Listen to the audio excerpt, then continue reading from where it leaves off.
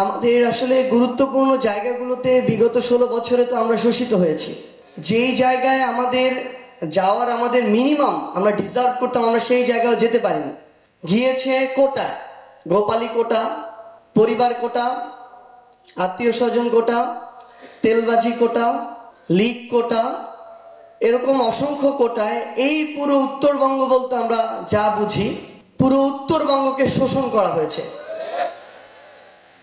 এই খুনি শেখ হাসিনা 15 সালের পরে শুরু করে ঢাকা থেকে তার বাড়ি অভিমুখী যে এক্সপ্রেসওয়ে বানিয়েছে সেটা নিয়ে আমাদের আপত্তি নেই, কিন্তু সেই খুনি হাসিনা ঢাকা থেকে উত্তরবঙ্গমুখী যে 4 লেনের রাস্তার কার্যক্রম আজকে থেকে 1 যুগ আগে শুরু করেছে সেটা এখন পর্যন্ত শেষ করেন। আমরা উত্তরবঙ্গের মানুষ, এটা তো ছোট্ট একটা উদাহরণ। আজকে দক্ষিণের একটা পৌরসভা যে বাজেট পেয়েছে, উত্তরের একটা জেলা সে বাজেট পায়নি অর্থনৈতিক উন্নয়নে।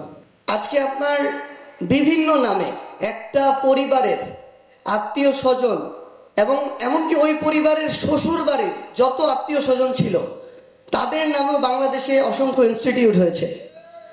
কিন্তু আপনি দেখবেন এই উত্তরের জনপদে 3টা প্রতিষ্ঠিত বিশ্ববিদ্যালয় নেই। পুরো উত্তরের জনপদে, পুরো উত্তরের জনপদে একটা মেডিকেল বিশ্ববিদ্যালয় নেই যেটার কারণে আপনার ঢাকা আসতে হবে না।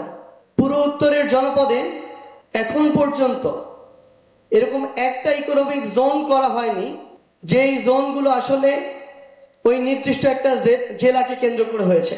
তো আমরা তো শোষিত হয়েছি।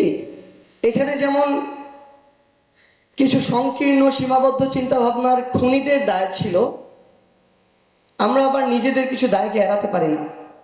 আমরা যেন আমাদের জায়গা থেকে নিজেরা নিজেদের প্রতিপক্ষ না হয়ে উঠি।